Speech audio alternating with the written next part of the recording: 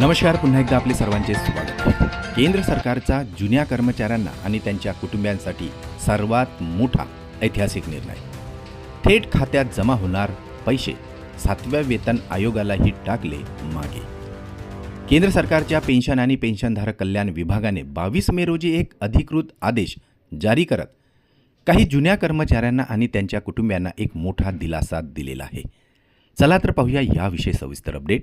त्यापूर्वी आपणास विनंती आहे, चॅनलला अजूनही सबस्क्राईब केलेलं नसेल तर चॅनलला सबस्क्राईब करा, जेणेकरून नवनवीन अपडेट लवकरात लवकर तुमच्यापर्यंत पोहोचतील. अत्यंत महत्त्वाची बातमी शेअर करायलाही विसरू नका. नवनवीन अपडेट मिळविण्यासाठी बेल आयकॉनलाही प्रेस करायला विसरू नका.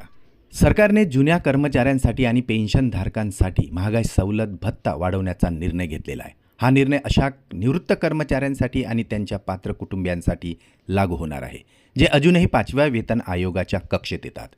नवीन DR दर 1 जुलै 2025 आणि 1 जानेवारी 2026 पासून लागू केले जाणार आहेत.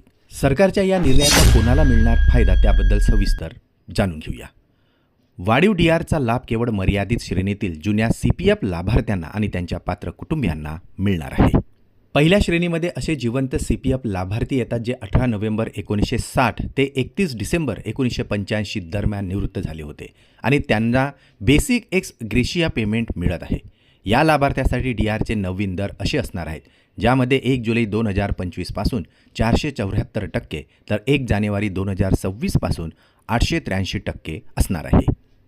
दुसऱ्या श्रेणीमध्ये मृत CPF लाभार्थ्यांच्या विधवा आणि पात्र आश्रित मुले तसेच 18 नोव्हेंबर 1960 पूर्वी निवृत्त झालेले कर्मचारी येतात, ज्यांना एक्स ग्रेशिया पेमेंट मिळत आहे.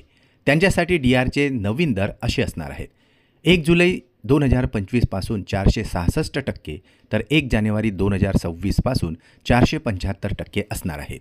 हे नवीन दर मागील तारखेपासून म्हणजेच जुलै 2025 आणि जानेवारी 2026 पासून लागू होत असल्याने पात्र लाभार्थ्यांना मागील महिन्याची थकबाकीही पूर्णपणे दिली जाणार आहे.